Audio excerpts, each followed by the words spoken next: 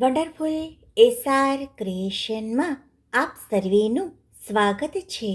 આજે આપણે જોઈશું વર્ષ 2025માં ધનતેરસનો તહેવાર ક્યારે છે, 18 ઓક્ટોબર કે 19 ઓક્ટોબર, તેમજ પૂજા કરવા માટેનું શુભ મુહૂર્ત, ખરીદી માટેનું શુભ મુહૂર્ત. મિત્રો, આ વર્ષે ધનતેરસની તારીખ અંગે ઘણા લોકો મૂંઝવણ અનુભવી રહ્યા છે. ધનતેરસની ચોક્કસ તારીખ શું છે, તો ચાલો આપણે જોઈએ. મિત્રો, વિડીયો પસંદ આવે તો વિડીયોને લાઈક કરશો, વધારેમાં વધારે શેર કરશો. જો ચેનલમાં નવા હોય તો ચેનલને સબસ્ક્રાઈબ જરૂરથી કરશો. હિન્દુ ધર્મ અનુસાર ભગવાન ધન્વંતરી એ ભગવાન વિષ્ણુના જ અવતાર છે.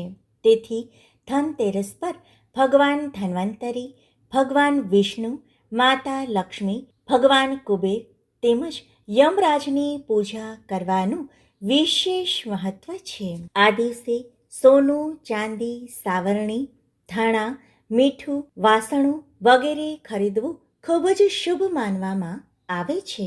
કહેવાય છે કે આ દિવસે ખરીદી કરવાથી સંપત્તિમાં 13 ગણો વધારો થાય છે. માટે જ ધનતેરસનું વિશેષ મહત્વ છે. હવે આપણે જોઈએ વર્ષ 2025માં ધનતેરસ ક્યારે છે.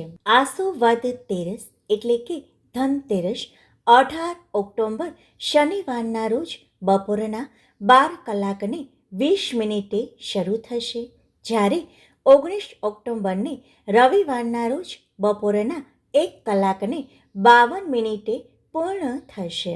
ધનતેરસનો તહેવાર પ્રદોષકાળ દરમિયાન આવે છે, માટે જ આ તહેવાર 18 ઓક્ટોબરને શનિવારના રોજ ઉજવવામાં આવશે. આ વખતે ત્રયોદશી તિથિ 18 ઓક્ટોબર તેમજ 19 ઓક્ટોબર બંને તિથિએ છે.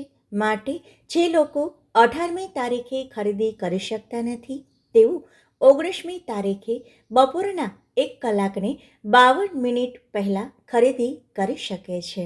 તારીખ 18 અને 19 ઓક્ટોબર એમ બંને દિવસ ધનતેરસ નિમિત્તે ખરીદી કરી શકાય છે, પરંતુ માતા લક્ષ્મી તેમજ આપણા જે કંઈ પણ સોના ચાંદીના ઘરેણાં હોય તેમની પૂજા 18 તારીખને શનિવારના સાંજના સમયે કરવી.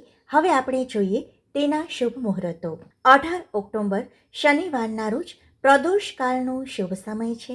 સાંજના 4:48 થી સાંજના જ 6:18 સુધી. તેમજ સાંજનું મુહૂર્ત છે સાંજે 7:16 થી સાંજના 8:20 સુધી. હવે આપણે જોઈએ ધનતેરસ પર ખરીદી કરવા માટેના શુભ મુહૂર્ત. લાભ ચોઘડિયું રહેશે સાંજના 5:48 થી સાંજના જ 7:23 સુધી. શુભ ચોઘડિયું રહેશે રાત્રિના 8:57 થી રાત્રિના 10:32 સુધી, જ્યારે અમૃત ચોઘડિયું છે રાત્રિના 10:32 થી 12:06 સુધી.